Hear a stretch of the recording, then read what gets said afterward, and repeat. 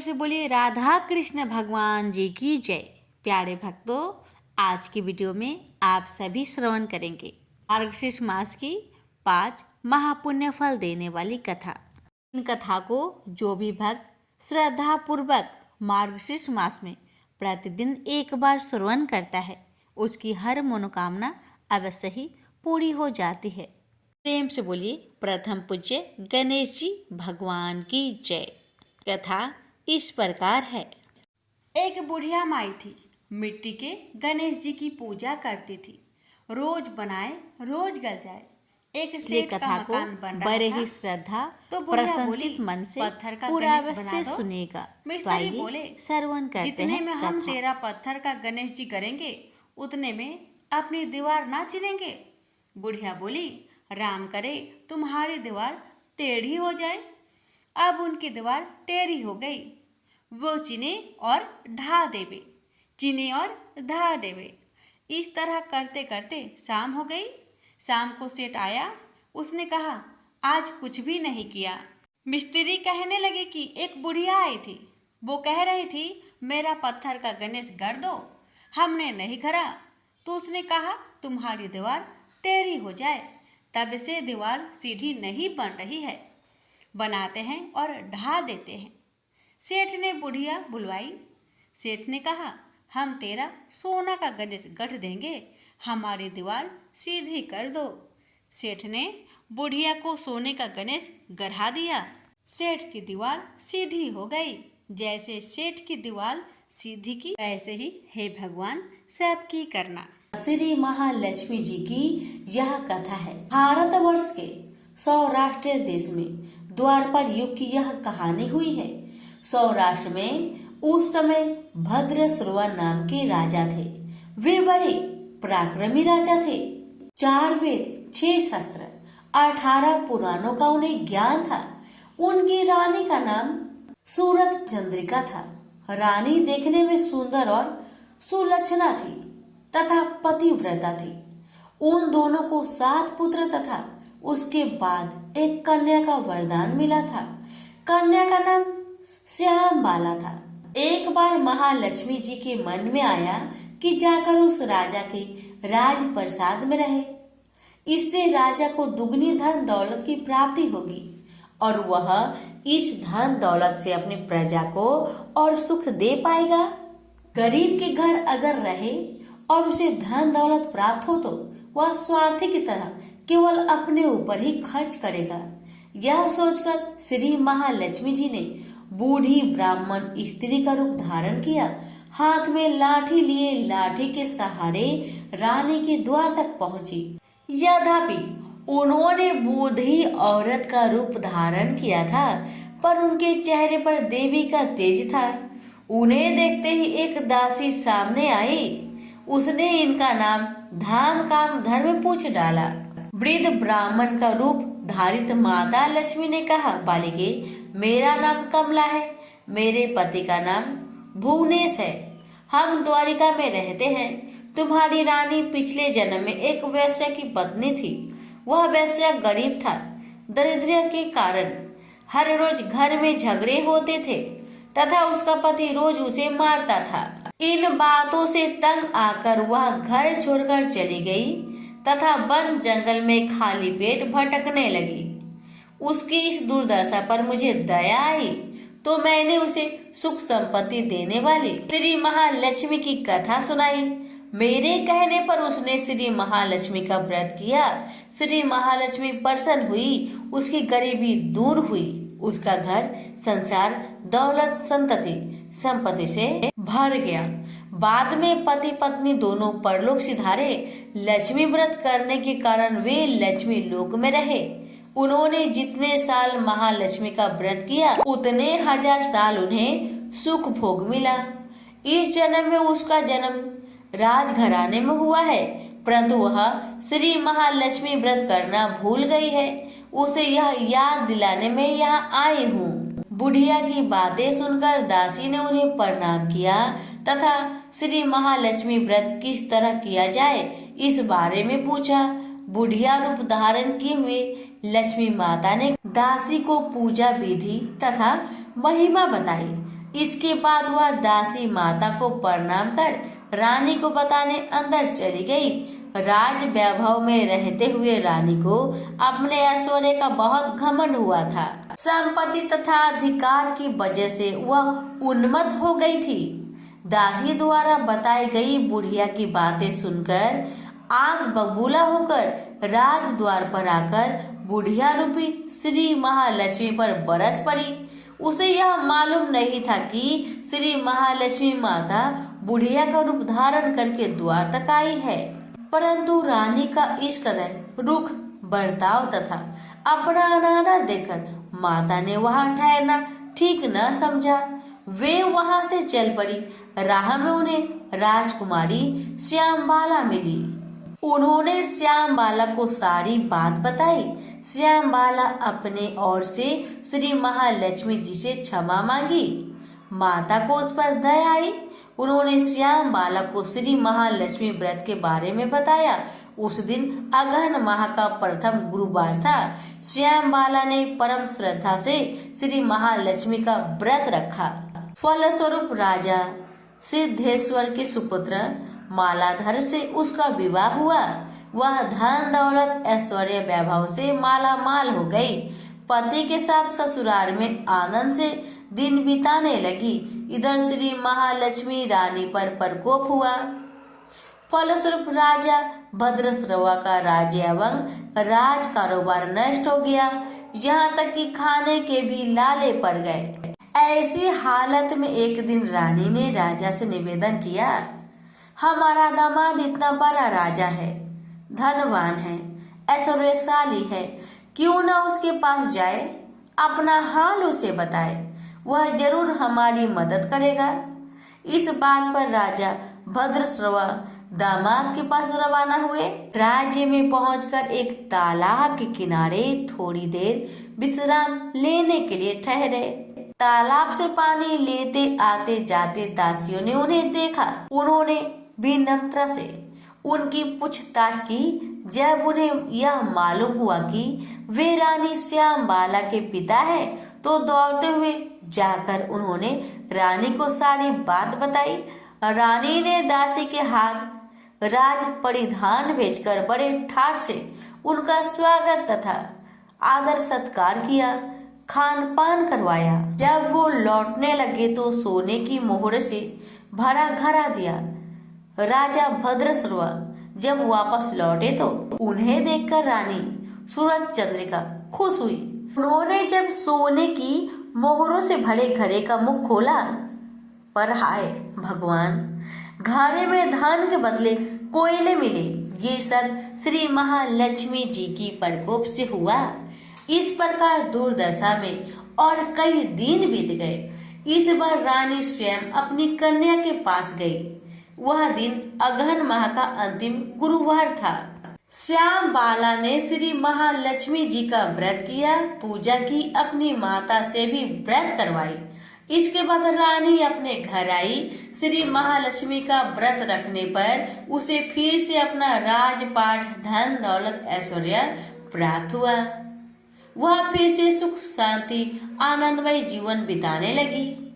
कुछ दिनों के बाद राजकन्या श्यामबाला अपने पिता के घर आई।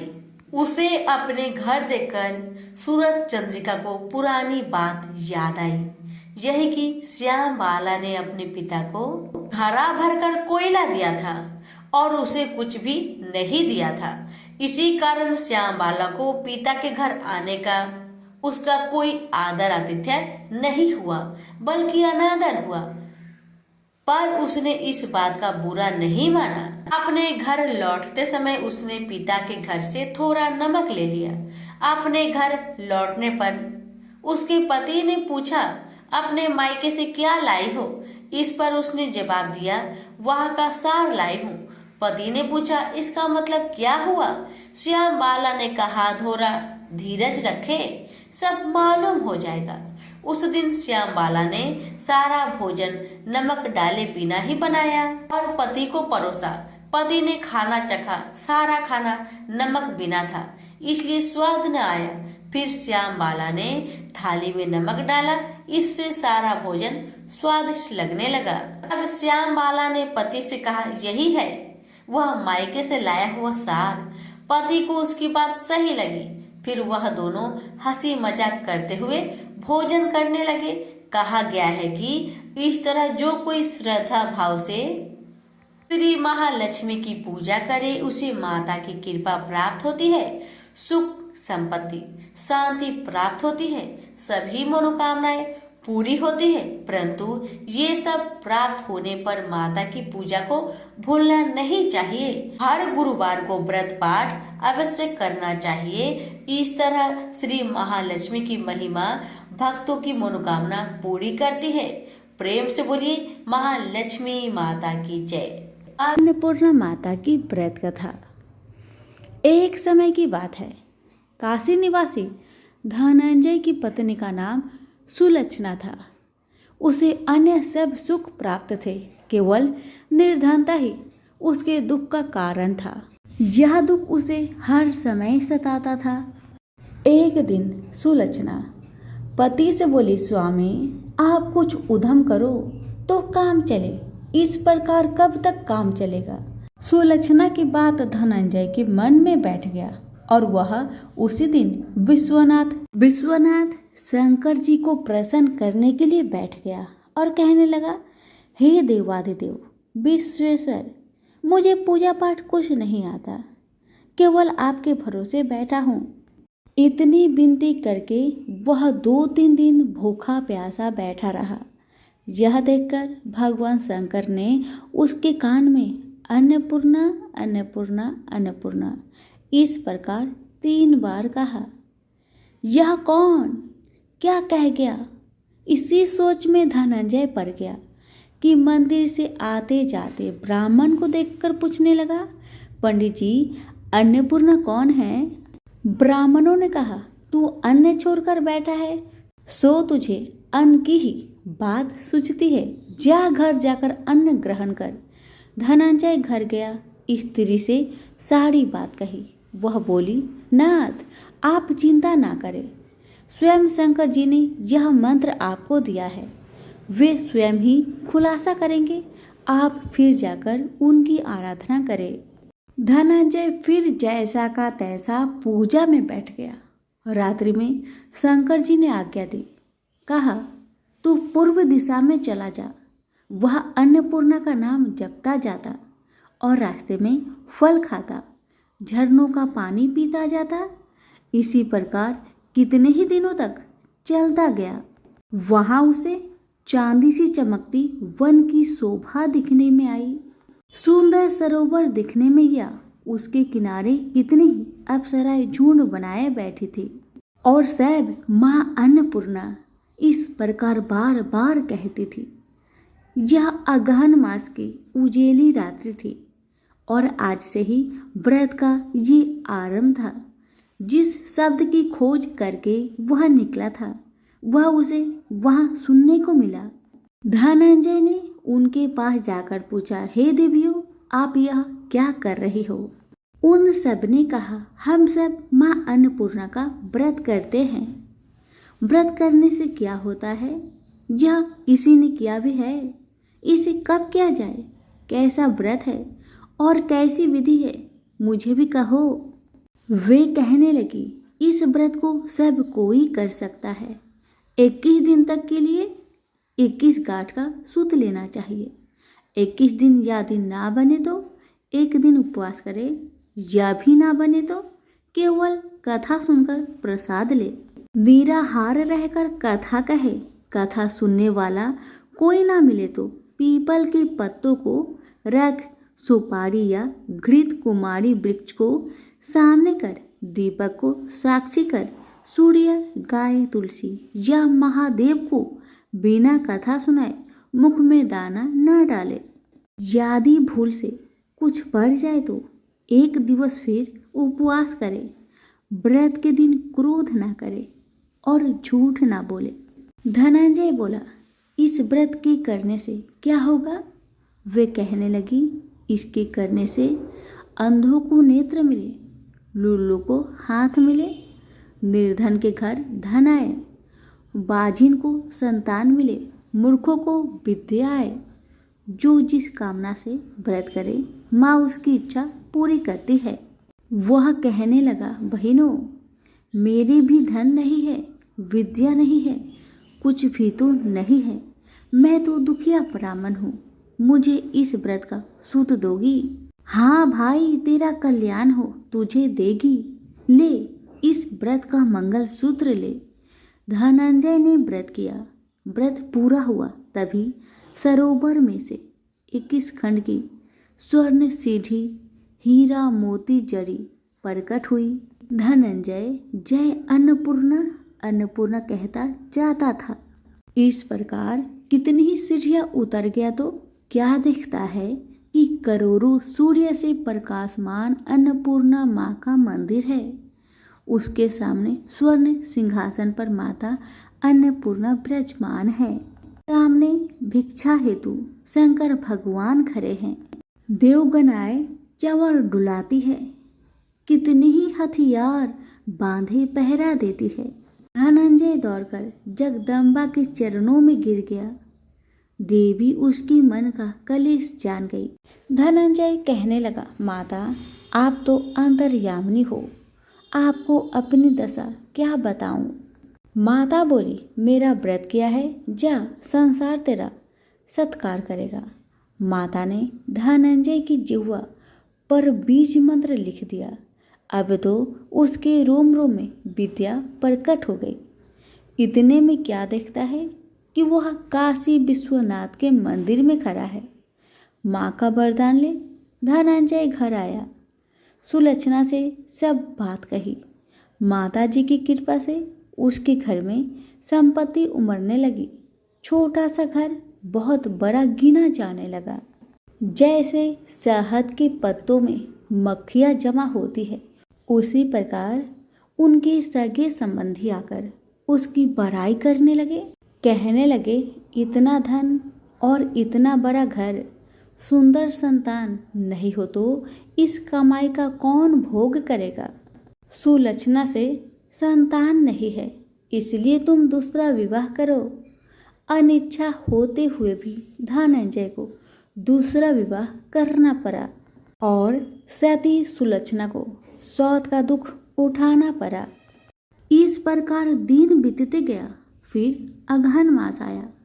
नए बंधन से बंधे पति से सुलक्षणा ने कहलाया कि हम व्रत के प्रभाव से सुखी हुए हैं, इस कारण यह व्रत छोड़ना नहीं चाहिए। यह माता जी का प्रताप है जो हम इतने संपन्न और सुखी है। सुलक्षणा की बात सुन धनंजय उसके यहाँ आया और व्रत में बैठ गया। नई बहू को इस व्रत की खबर नहीं थी। वह धनंजय की आने की राह देख रही थी। दिन बीतते गए और व्रत पूर्ण होने में 3 दिवस बाकी थे कि नई बहू को खबर पड़ी। उसके मन में ईर्ष्या की ज्वाला दहक रही थी। सुलक्षणा के घर आ पहुंची और उसने वहां भगदड़ मचा दी। वह धनंजय को अपने साथ ले गई। नए घर में धनंजय को थोड़ी देर के लिए निंद्रा ने आ दबाया। इसी समय नई बहू ने उसका व्रत का सूत तोड़कर आग में फेंक दिया। अब तो माता जी का कोप जाग गया। घर में अकस्मात आग लग गई। सब कुछ जलकर खाक हो गया। सुलक्षणा जान गई और पति को फिर अपने घर ले आई। नई बहू उठकर पिता के घर जा बैठी।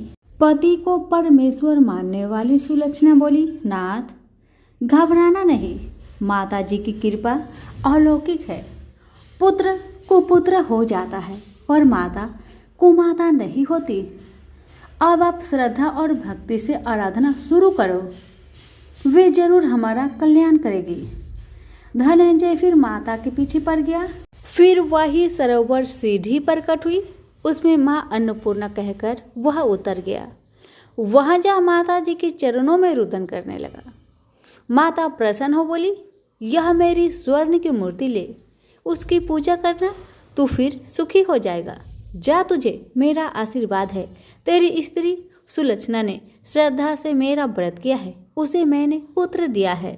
धनंजय ने आंखें खोली तो खुद को काशी विश्वनाथ के मंदिर में खड़ा पाया। वहां से फिर उसी प्रकार घर को आया।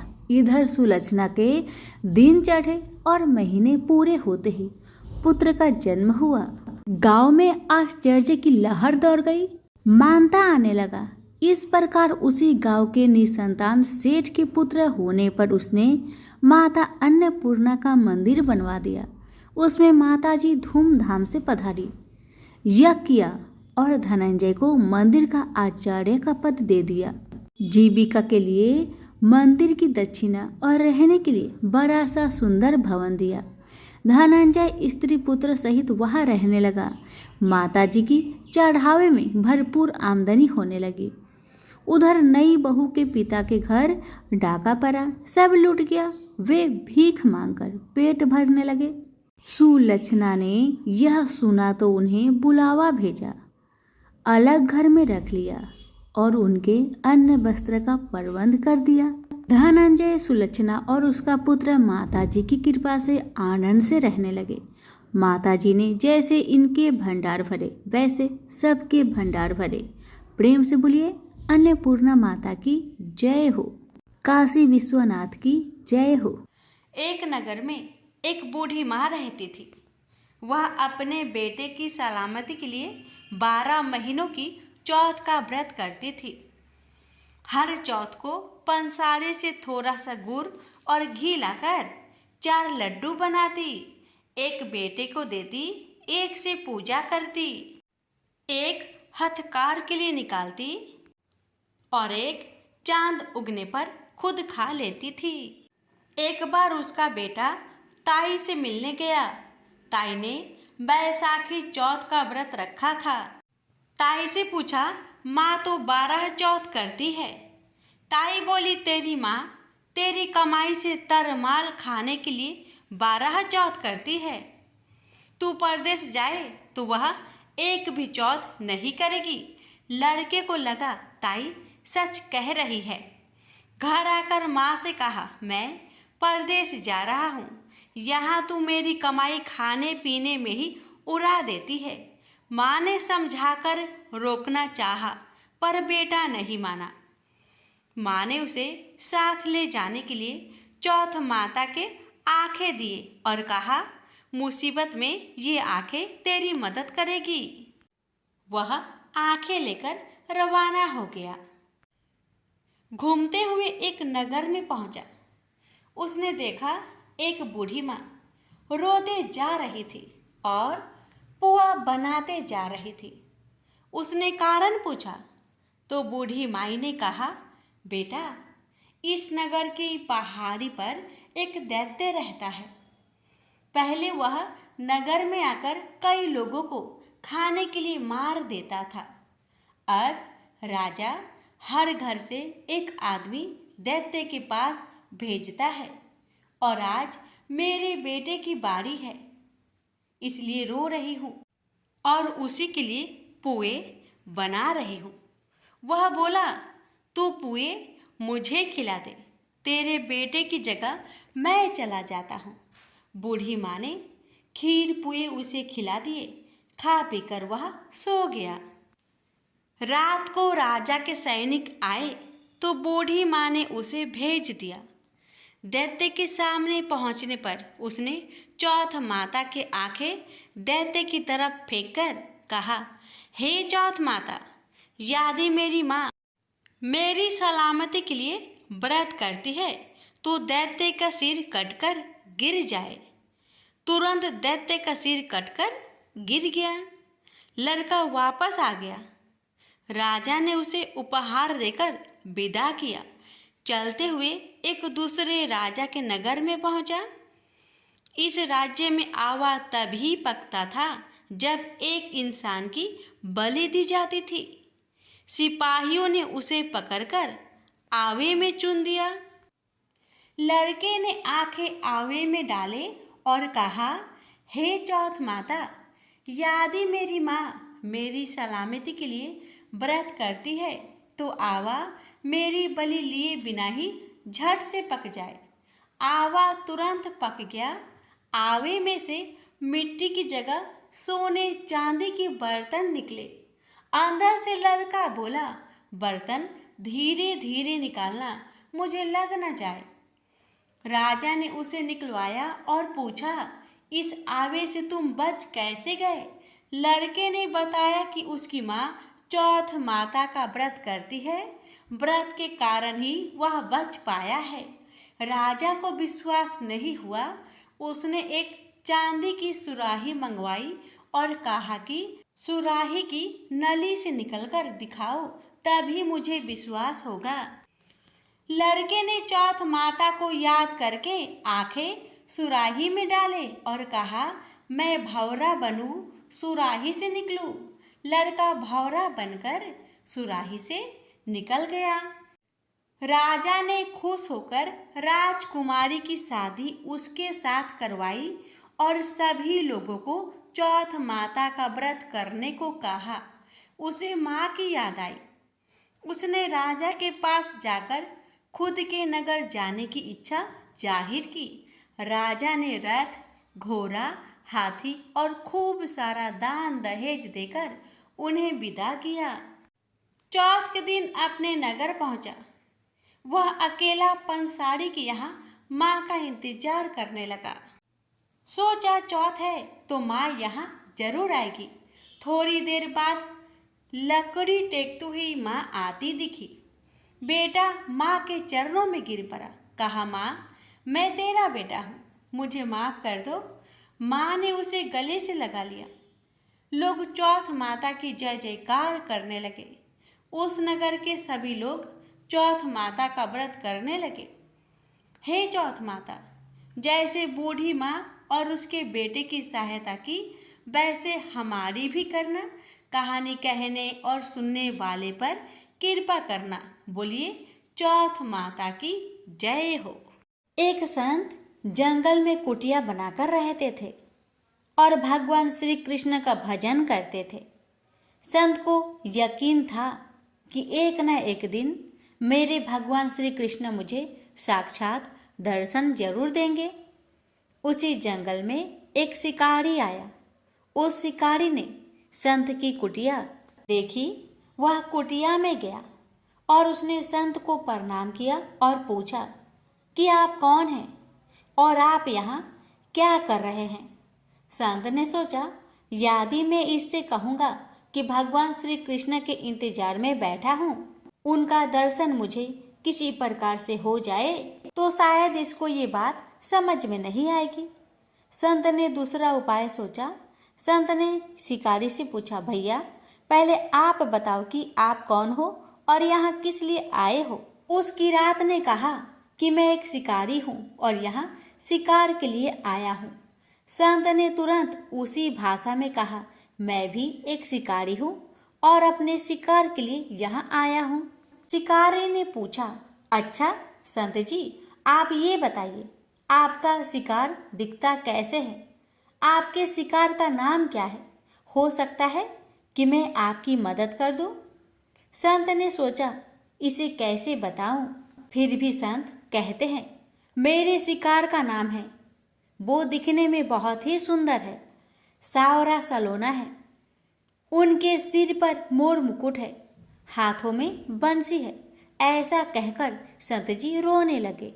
किरात बोला, बाबा रोते क्यों हो? मैं आपके शिकार को जब तक ना पकड़ लूं तब तक पानी भी नहीं पीऊंगा और आपके पास नहीं आऊंगा। अब वह शिकारी घने जंगल के अंदर गया और जाल बिछाकर एक पेड़ पर बैठ गया और वहां इंतजार करने लगा। भूखा प्यासा बैठा हुआ है। एक दिन बीता, दूसरा दिन बीता और फिर तीसरा दिन। भूखे प्यासे किरात को नींद भी आने लगी। बाके बिहारी को उन पर दया आ गई। भगवान उसके भाव पर रीझ गए। भगवान मंद मंद स्वर से बांसुरी बजाते आए और उस जाल में खुद फंस गए। जैसे ही किरात को फंसे हुए शिकार का अनुभव हुआ, वो तुरंत नींद से उठा और उस सावड़े भगवान को देखा। जैसे संत ने बताया था, उनका रूप हूबहू वैसा ही था। अब तो वह जोर जोर से चिल्लाने लगा, मिल गया, मिल गया, शिकार मिल गया। शिकारी ने उसे शिकार को जाल समेत कंधे पर बैठा लिया और शिकारी कहता हुआ जा रहा है, आज 3 दिन के बाद मिले हो, खूब भूखा प्यासा रखा, अब तुम्हें मैं छोड़ने वाला नहीं हूँ। शिकारी धीरे धीरे कुटिया की ओर बढ़ रहा था। जैसे ही संत की कुटिया आई तो शिकारी ने आवाज लगाई, बाबा, ओ बाबा। संत ने तुरंत दरवाजा खोला और संत उस किरात के कंधे पर भगवान श्री कृष्ण को जाल में फंसा देख रहे हैं। भगवान श्री कृष्ण जाल में फंसे हुए मंद मंद मुस्कुरा रहे हैं। किरात ने कहा, आपका शिकार लाया हूँ, मुश्किल से मिले हैं। संत के तो आज होश ही उड़ गए। संत किरात के चरणों पे गिर पड़े। संत आज फूट फूट कर रोने लगे। संत कहते हैं, मैंने आज तक आपको पाने के लिए अनेक प्रयास किए प्रभु, लेकिन प्रभु आज आप मुझे इस किरात के कारण मिले हैं।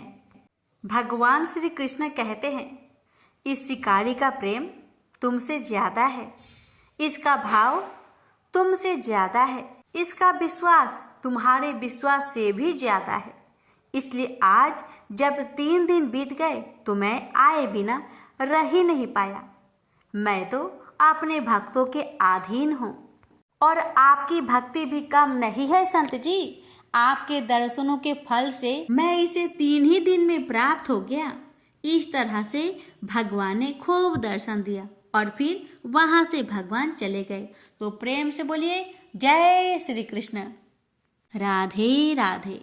कथा सुनने वाले सभी भक्तों पर भगवान श्री कृष्ण की कृपा सदा सर्वदा बनी रहे।